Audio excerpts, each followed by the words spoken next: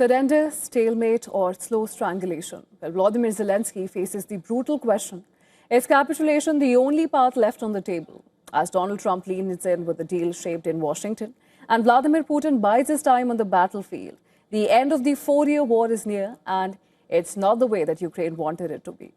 Our next story breaks down the diplomatic race to reach a deal. Take a look.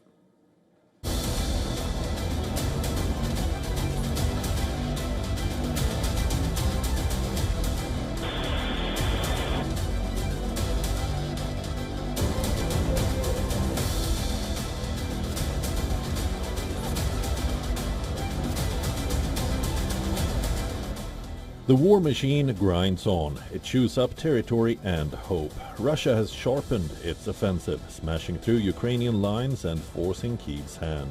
Massive glide bombs, drone swarms and missile barrages, untouchable by air defense, rain down, reducing towns to rubble.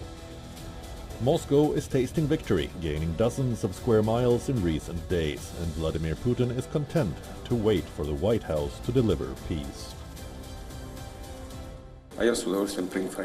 I'll be happy to inform you about the direction of achieving acceptable and sought-after results for us in Ukraine by peaceful means. I know you are keeping track of it, and you are always concerned about it. But Kyiv is fighting fire with fire. Deep within Russian territory, Ukraine's drone fleets have unleashed hell. Targeting the energy facilities, these hard-hitting strikes slash Moscow's oil revenue, hitting Putin where it hurts, his wallet. Volodymyr Zelensky stands on the brink of an impossible choice. He is cornered by domestic corruption scandals, a brutal winter of relentless Russian strikes on his power grid, and the cold, crushing pressure from the West. Trump's 28-point peace plan, widely viewed in Kyiv as an act of political surrender, demands territorial cession and an immediate military cap. I'm counting on further active cooperation with the American side and with President Trump. Much depends on America, because Russia pays the greatest attention to American strength.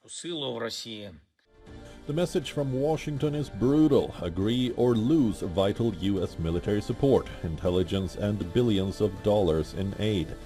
We're having good talks. We started with Russia. We're having some talks with Russia.